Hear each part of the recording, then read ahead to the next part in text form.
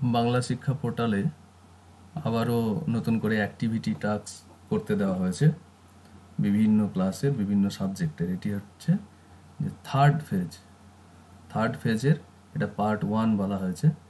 তো এই অ্যাক্টিভিটি টাস্কগুলো আগে যেখান থেকে পাওয়া যেত ঠিক সেখানেই পাওয়া যাবে। এই যে তোমরা জানো যে বাংলার শিক্ষা যে পোর্টাল, সেই বাংলার শিক্ষা পোর্টালে যে বাংলা শিক্ষা.gov.in, এখানে এই যে অ্যাক্টিভিটি টাস্কগুলো দেওয়া আছে, এখানে প্রত্যেকটা লেখা আছে ফেজ 3 পার্ট 1। তো ফেজ 3 পার্ট 1-এ আমরা আজকে ক্লাস 9-এর হিস্ট্রিটা করব।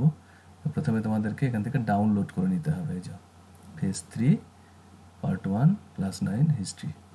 ঠিক আছে, এটা এই যে ডান দিকে ডাউনলোড, এই ডাউনলোডে ক্লিক করলেই এই অ্যাক্টিভিটি টাস্কটা ডাউনলোড হয়ে যাবে। ডাউনলোড হয়ে গেলে সেটা হচ্ছে যে তোমরা দেখতে পাবে এটা এরকম নিচে লেখা আছে ছাত্রছাত্রী বাড়িতে বিষয়ভিত্তিক খাতা এগুলো তৈরি করে স্কুল খুললে শিক্ষকের কাছে জমা দেবে। ঠিক আছে, তো এগুলো কীভাবে সমাধান করতে হবে চলো আমরা সেটা নিয়ে আজকে আলোচনা করি। তো এখানে নবম শ্রেণীর ফেজ 3 পার্ট 1-এ যে কোশ্চেনগুলো দেওয়া আছে, প্রথমেই দেখো 2-3টি বাক্যে উত্তর দাও এরকম।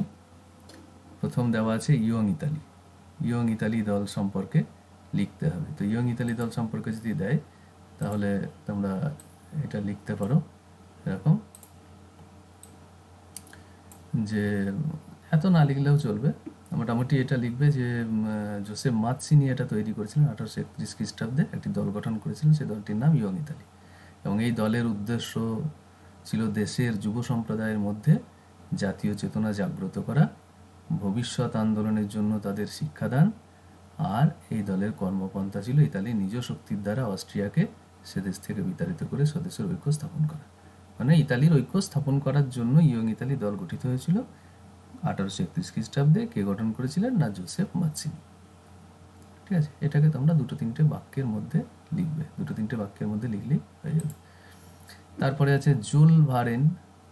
এই জুল ভারেনটা কি? জুল ভারেন হচ্ছে দেখো একটি শুল্ক সংঘ বলা হয় জুল ভারেনকে। তো এই শুল্ক সংঘ অর্থনীতিবিদ ম্যাজেনের উদ্যোগে এবং প্রাশিয়া নেতৃত্বে গড়ে ওঠা জার্মান যে রাষ্ট্র, সেই রাষ্ট্রগুলির শুল্ক সমবায়কে বলা হয় জুল ভারেন। এটি 1834 খ্রিস্টাব্দে প্রতিষ্ঠিত হয়েছে। এর উদ্দেশ্য কী ছিল না, 1 নম্বর হচ্ছে সদস্য যে রাষ্ট্রগুলি তাদের মধ্যে আন্তঃশিল্প বিলুপ করা, অবাধ বাণিজ্যের প্রবর্তন করে অর্থনীতির উন্নতি ঘটানো, আর জার্মান যে রাজ্যগুলি বাণিজ্যিক বাধা দূর করে বাণিজ্যের প্রসার ঘটানো, আর 4 নম্বর হচ্ছে গোটা জার্মান ভূখণ্ডে এক শুল্ক নীতি প্রবর্তন করে জার্মানিকে অর্থনৈতিকভাবে ঐক্যবদ্ধ করা। এরপরে কোশ্চেন আছে দেখো রিসোর্জিমেন্টো কি? রিসোর্জিমেন্টো হচ্ছে যে এই রিসোর্জিমেন্টো কথাটির বাংলা প্রতিশব্দ পুনর্জন্ম অথবা পুনর্জাগরণ। 19 শতকের প্রথম ভাগে ইতালিতে যে জাতীয় ঐক্য আন্দোলনের সূচনা হয় তাকে সার্বিকভাবে রিসোর্জিমেন্টো বলা হয়। এর লক্ষ্য ছিল কি?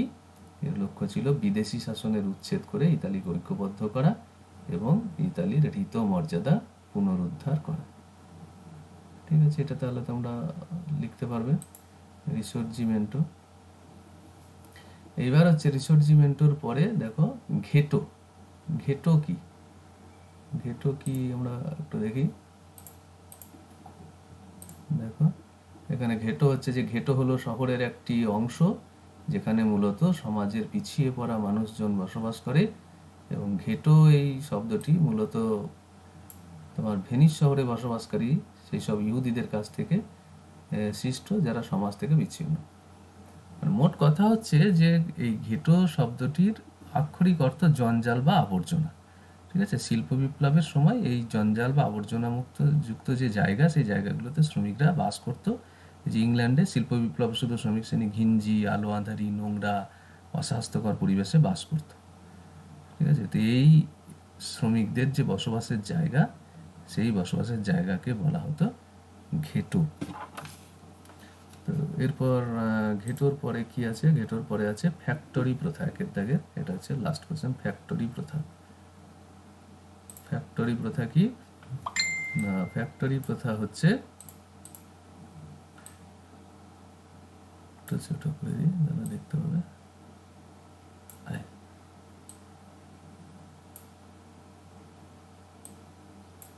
ঠিক আছে, ফ্যাক্টরি প্রথা দেখো, শিল্প বিপ্লবের সাথে এই ফ্যাক্টরি প্রথা জড়িত। তো এই বৃহদাকার যন্ত্রভিত্তিক যে শিল্প বিকাশ, তার পূর্বে উৎপাদনের যে মাধ্যম ছোট ছোট ছিল।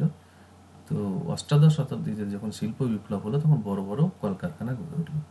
তো এই বড় বড় কলকারখানার পাশাপাশি হস্তচালিত যে কুটির শিল্প, সেগুলোও টিকে থাকলো। তো এই ব্যবস্থায় ব্যক্তিগত মালিকানা এবং ব্যক্তিগত পুঁজি বিনিয়োগ হতো ওই বড় বড় কারখানাগুলোতে, ছোট কারখানাগুলোতে কিন্তু পুঁজি বিনিয়োগ হতো না। তো এর ফলে কি হয়, ফ্যাক্টরি প্রথার সংকট দেখা দেয়। আর এই বড় বড় যে শিল্প গড়ে ওঠে, এই শিল্প গড়ে ওঠাকে বলা হয় ফ্যাক্টরি প্রথা। এখানে ছোট শিল্পের কিন্তু, কুটির শিল্প বা ছোট শিল্প, সেগুলির একটি সংকট দেখা দিয়েছিল। আর একটুখানি ছোট করে দিই এটা, তাহলে তোমরা ভালো করে পুরোটা দেখতে পারবে। একবার দেখে নাও।